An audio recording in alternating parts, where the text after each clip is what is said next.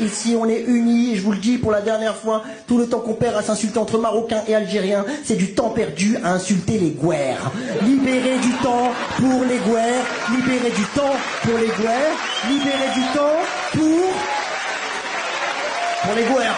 Votre amour, j'essaie de vous le rendre, hein, tu vois, aux Tunisiens, parce que c'est vrai que fallait que je fasse quelque chose de mon côté. Toi, c'est très risqué ce que tu fais. Vous allez où? Ça y est? Mais pourquoi? En vrai? T'es tunisien? Bah t'es qui alors? Et alors? Hein? C'est fou ça? Non mais c'est vrai? C'est une dinguerie ce qu'on vient de vivre. J'ai fâché les Gouères. On n'est pas mieux là? On n'est pas mieux? Allah. Je veux des you-you, ça rentre dans la salle ou pas? C'est ça que je veux. Ouah, il y a deux Arabes qui ont récupéré leur place.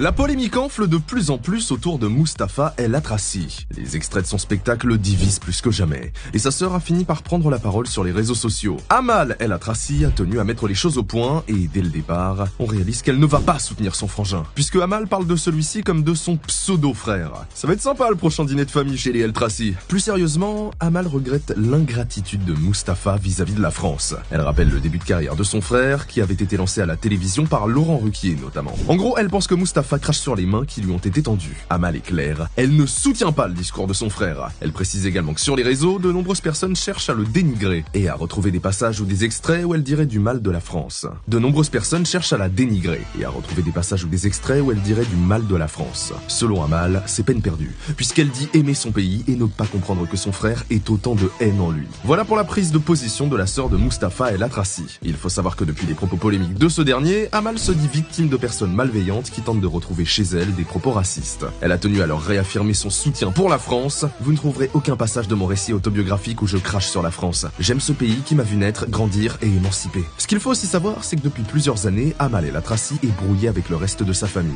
En effet, dans Louve musulmane, elle s'est confiée sur la violence qu'elle a subie dans son enfance. Père alcoolique, viol, prison. L'écrivaine révèle avoir fugué avec ses deux sœurs à Paris pour tenter d'échapper à ce dernier. Les trois cavaleuses, rattrapées, ont finalement été renvoyées au Maroc par le patriarche. Les frères, dont Mustapha, restent quant à eux en France. À l'âge de 15 ans, Amal El Atrassi est victime d'un viol collectif et est gravement blessée à la jambe. Sa mère décide de la renvoyer en France en secret en la travestissant. Sans papier ni revenu, elle vole, erre puis finit en prison à 18 ans. À la publication de son roman, elle est boudée par les médias et accuse son frère de l'avoir fait boycotter. Elle affirme avoir été victime de violentes pressions de la part de ce dernier. Depuis, Amal affirme ne plus